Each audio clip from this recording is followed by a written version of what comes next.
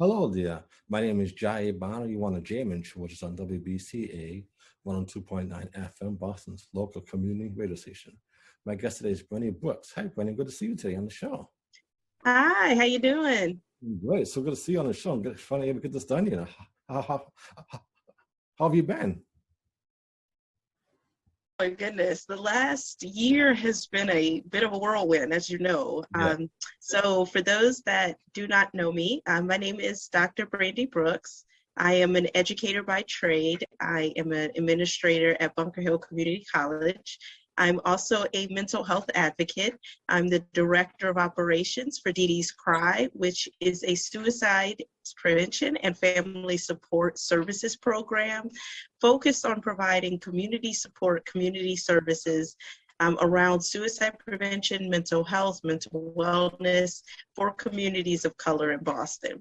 And I'm also a community activist. I am the director of operations for the Roxbury Unity Parade, which is the only parade in the city of Boston, Roxbury, which is the Black heartbeat of Boston. And so in terms of the last year, as I said, it's been a whirlwind because earlier this year, I decided to run for office. While doing all of that, I decided to run for Boston City Council for District 7 for the city of Boston.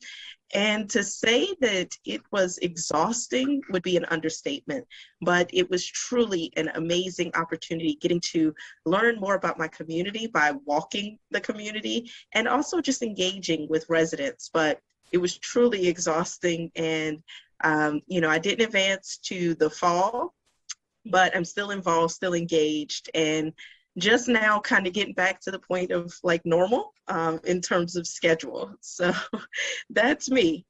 Okay, that's wonderful to hear.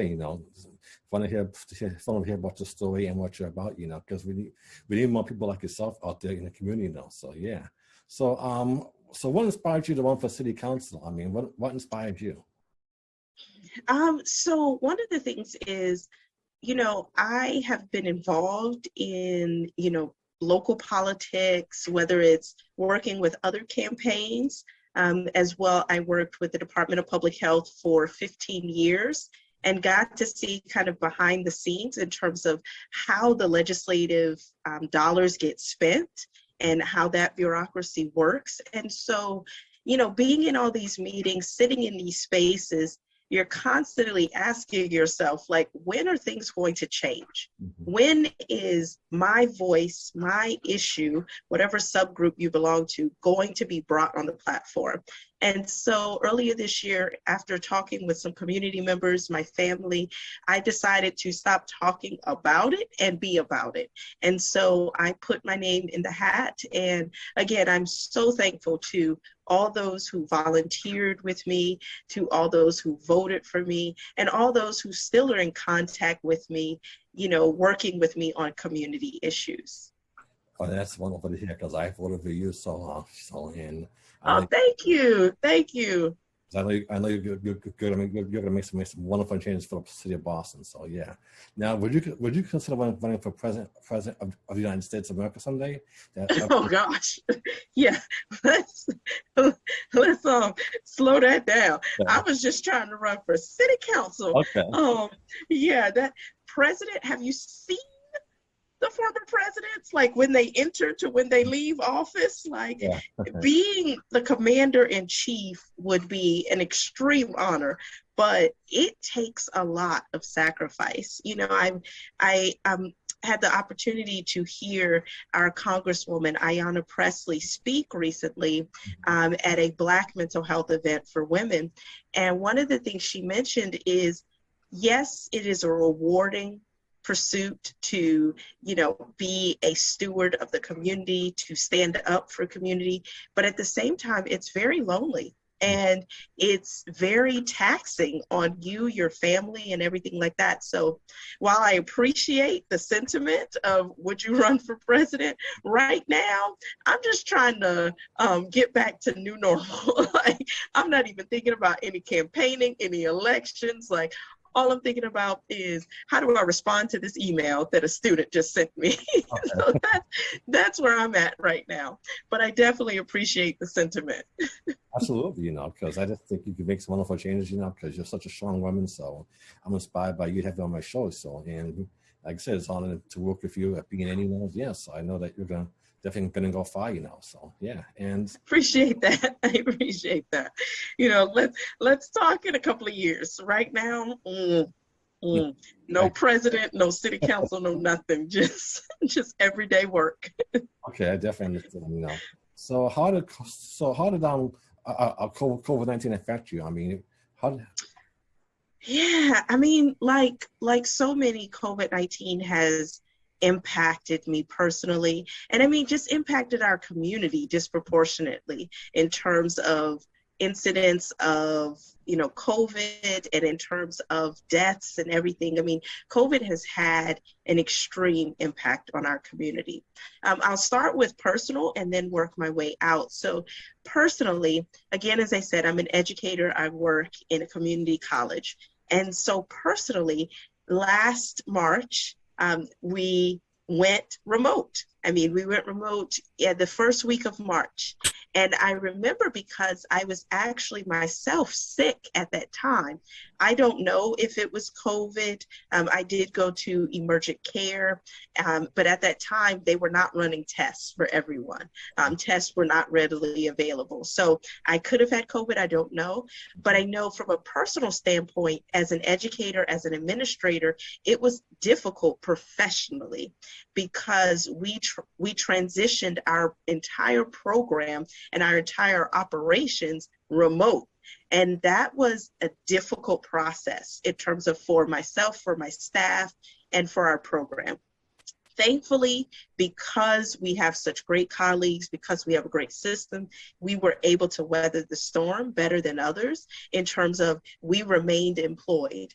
And I know many who did not, they lost their jobs because they weren't able to make that transition. So that's a personal. From a community aspect, as I mentioned before, I have a role as the director of operations for Dee Dee's Cry. And one thing we did during the pandemic was we received some additional support from the Boston Foundation to help support others.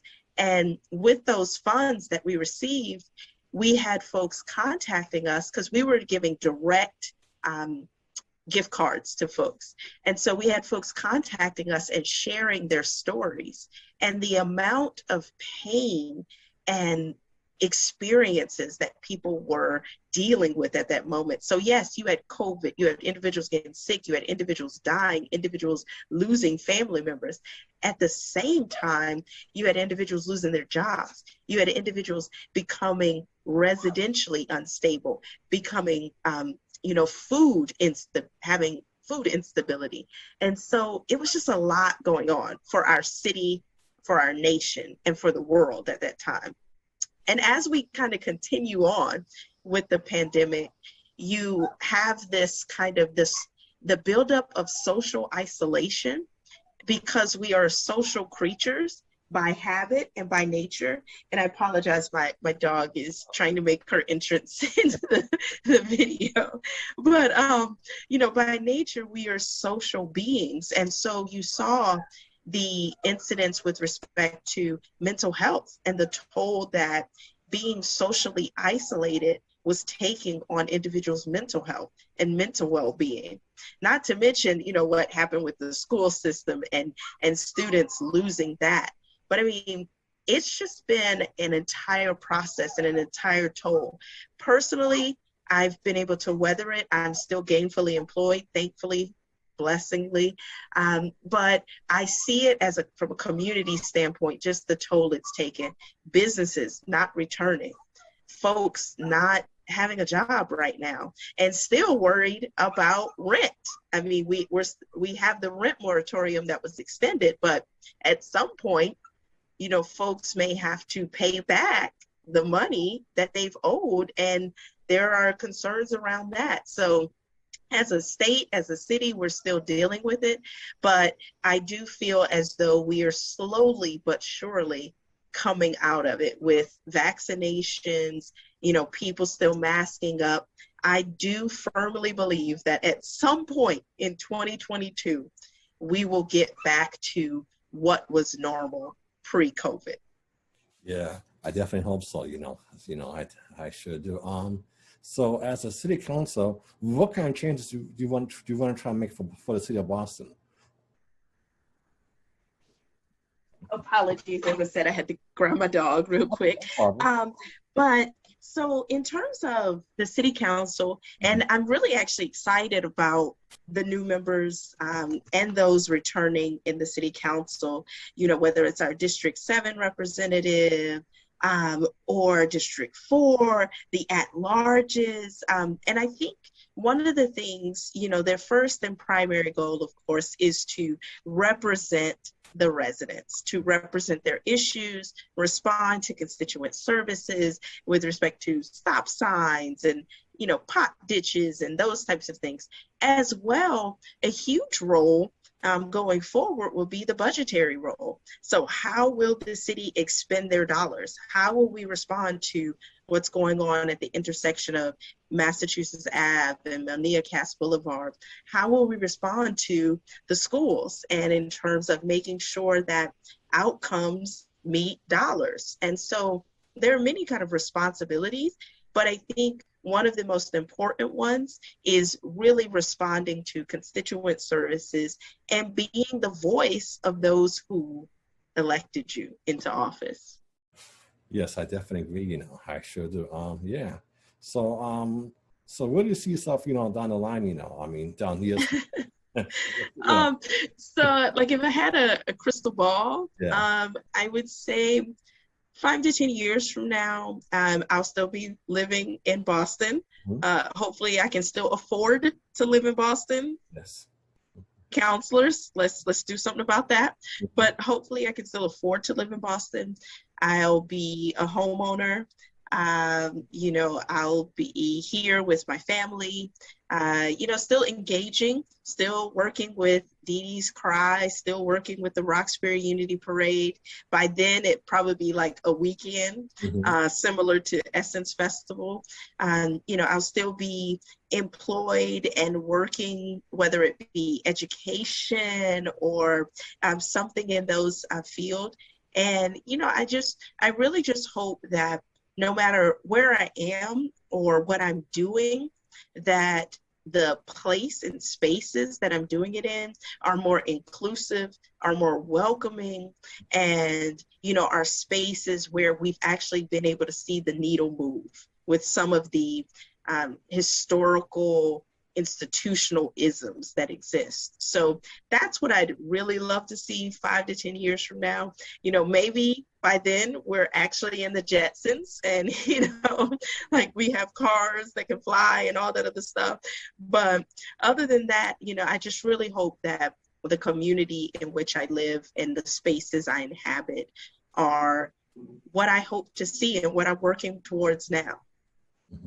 I definitely agree, So I guess my last question is, what do you think we can do about racism, to change the world, because everything going on, people,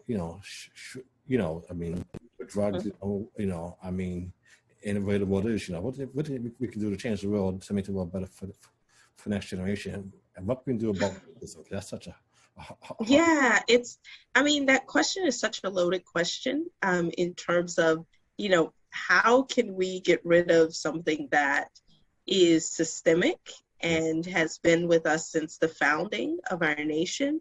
And I think, one of the ways we do it is we continue to engage in conversation. We continue to, in cases where it is important, we change the laws. We continue to engage in shifting the narrative. In any way that we can, whether that's in our community, whether that's in our small bubble. So, when you're trying to tackle big issues, sometimes you have to break it down and say, how can I address this in my world, in my view, on my street? And for me, it is always involved engaging in conversation. It's always involved where I can, helping to change laws, being involved in that process, and also standing up. Sometimes it does involve marching. Sometimes it does involve putting yourself in harm's way if you can and if you're able to. And so I think and I hope that we continue to engage in that way, and we continue to have young people engaged in moving the needle forward. Because as we've seen in our country, the young have been the ones to really move that needle forward. When you think about Martin and Malcolm, I mean, you're talking about young men in their 1920s, 30s, really moving that needle. And so I just hope we continue to teach our younger generations about these issues, and that we continue to open up the dialogue around critical race theory, and that we do involve those engagement and conversations. And so that's where I think it starts, is really with education and making sure that we don't forget the history of this nation, and that we continue to elevate these conversations moving forward. Yes, I definitely agree, and that's a wonderful answer. So what advice would you give somebody who wants to run for city council? So anybody considering a run for anything, whether you're running for PTA, city council, president of an organization, is I would say that make sure that you have the right intentions, and that you have some support around you. And I don't necessarily mean financial support. I mean, making sure that you have family and friends that are vested in your run for whatever office you seek, because it's going to be important in that process that you have individuals that support you, because it is extremely tiring. It's exhausting work. Because again, if you're not thinking about campaigning, you're actively in the process of campaigning. So make sure you have individuals around you. That's important. Another piece too is, again, trying to, wherever you can, is mapping out what is your platform. What are the things you want to see, and making sure that you engage with those who could potentially vote for you around those issues. And another thing I would say is that for anyone considering running for office, is not everyone is meant to be the candidate. Not everyone is meant to be the person holding the office, but there are other roles that you might play. Maybe you'll be a speechwriter. Maybe you'll be the communications director. Maybe you will be the staff. Maybe you'll do field planning. So there are other roles involved with campaigning. It's not just the candidate. Maybe you're a great fundraiser, so maybe that will be your role. And so think about that too, in terms of, if you're thinking about becoming more civically engaged, more civically activated around elections and policies and things like that. There are other ways to get involved. But for me, the one thing I would say is that if you're considering running for office, first and foremost is make sure you're doing it for the right reasons, and try to have your team around you. Even if it's just one person, a team of one is important, when you're doing this process and running for office. I definitely agree. I couldn't say it better myself. So what do you like to do for fun in your spare time when you're not running? Yeah, what is that? Spare time? But no, I mean, I think like most, there was the spare time kind of pre-pandemic, and then there's the spare time now, because it has shifted, it has changed a little bit. But as things slowly open and get back to normal, it's starting to get back to the same. But I enjoy the same things like everyone else. I mean, I love to travel. Of course, I was doing more of that pre-pandemic, but I love to travel. I love to hang out with my friends, with my family, whether that is literally just sitting around and just laughing, joking, maybe playing a card game, some spades, some dominoes, whatever.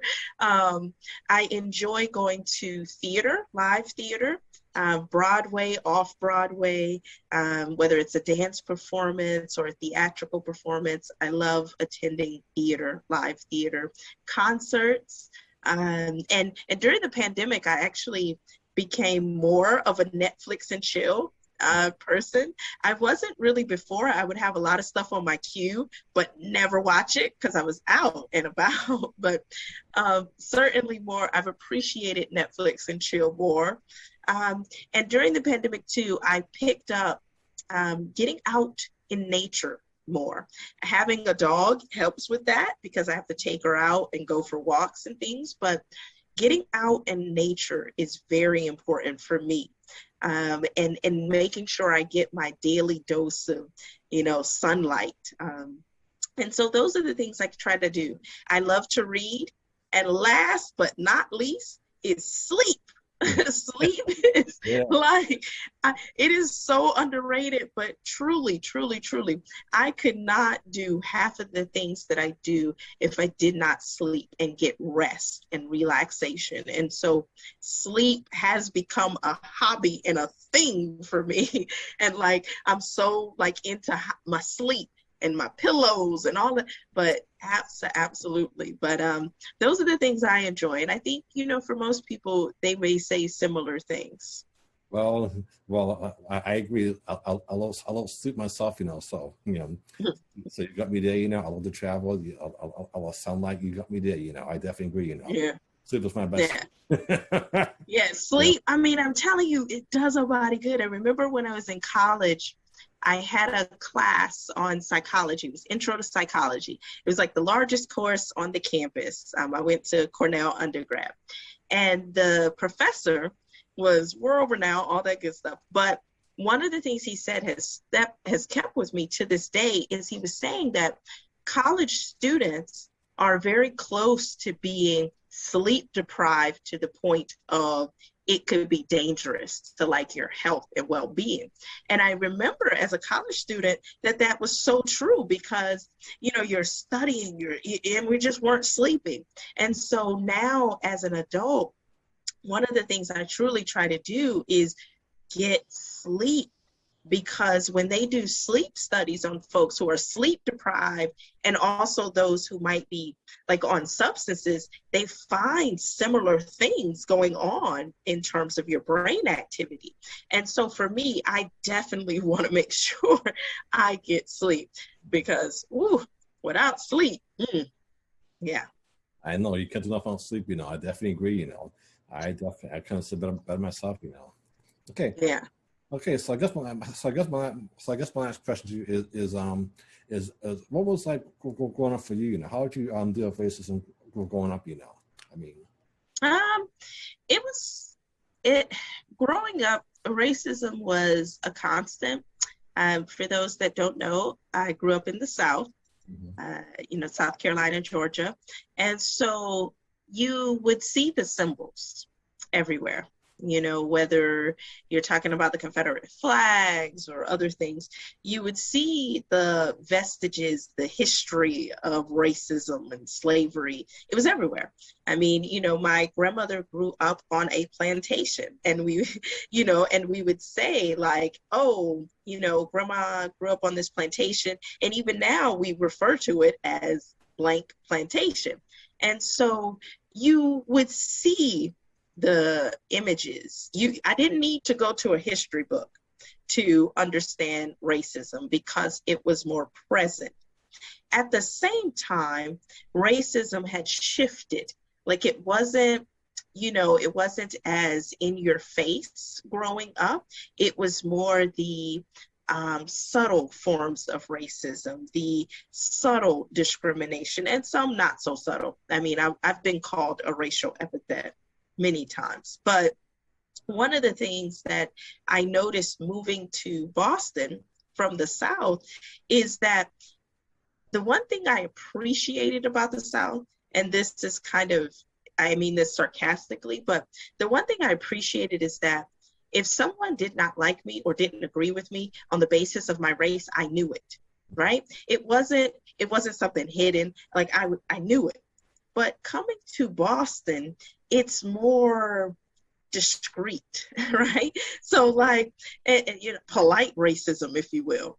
And that was the one thing that took some getting used to in terms of understanding where I could feel safe and welcome just for being a Black woman. And and that was the one thing I would say the difference about the North and the South. Racism is everywhere. It's just a different, it comes at you differently, being up north than it does down south. But I've certainly experienced it, and it's not something that I want to see for the kids I mentor, for my nieces, for my nephews. It's not something I want their legacy to be. And so I do hope we can get to the point in this nation, in this country, that we can have honest conversations about where we've been, where we are, and where we want to go with respect to how we treat each other, no matter how we present in all of our different presentations and subcategories.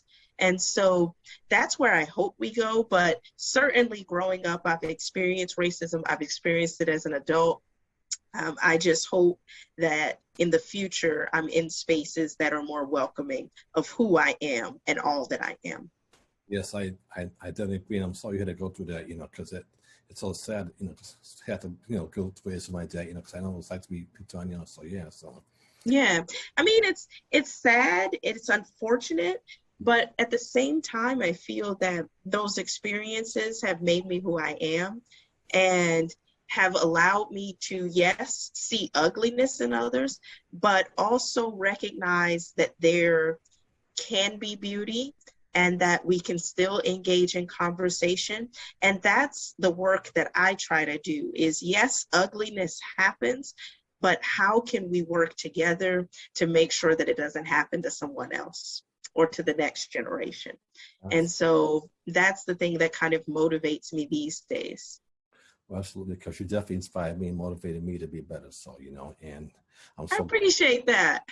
Yeah. And I appreciate your vote too. I didn't know that. I appreciate you coming on my show, and telling me your story and learning more about you, and because I definitely support you, sister, and yeah, and I'm here for you. So, and yeah, so I'm definitely inspired by you and everything you went to make you a strong woman, because you're definitely a strong woman, and I tell you, we're all gonna go far, Yeah, I appreciate that, Jay. I do. I really do.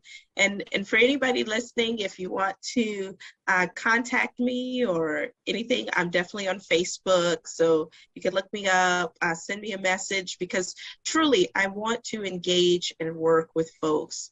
I am passionate about education, and I'm passionate about mental health and making sure that our community is supported around these issues. So if you want to work together, you want to work with Dee Dee's Cry, you want to work with the Roxbury Unity Parade, and you want to host a workshop or something, please, please, please contact me, because I truly want to engage with folks in ways that will help our community.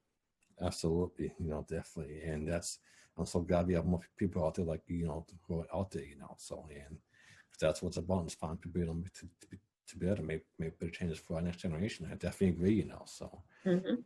It's an honor to have you on my show, and can I just ask you just for one more question at a time?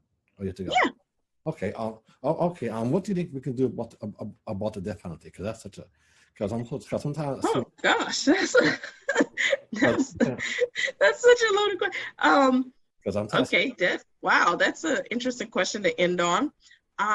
Death penalty. I think that it is as it is right now in this country, it is a state-by-state decision. Massachusetts does not have the death penalty. But again, as the Supreme Court decided, it is a state-by-state decision.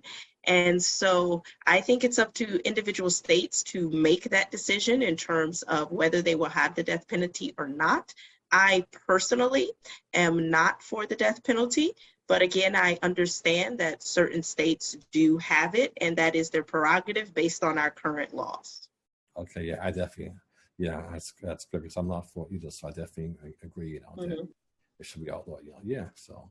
Well, this was a great interview. You know, so I'm glad to interview you and learn more about your story. And I was definitely inspired by your wisdom and your words. You know, really made me want to be better. And because just hearing you talk, you know, and learning more about you, definitely really touched my heart and inspired me. So it's just, you know, so glad to have you on my show. You know, because this is well overdone. You know, so I appreciate it. All right.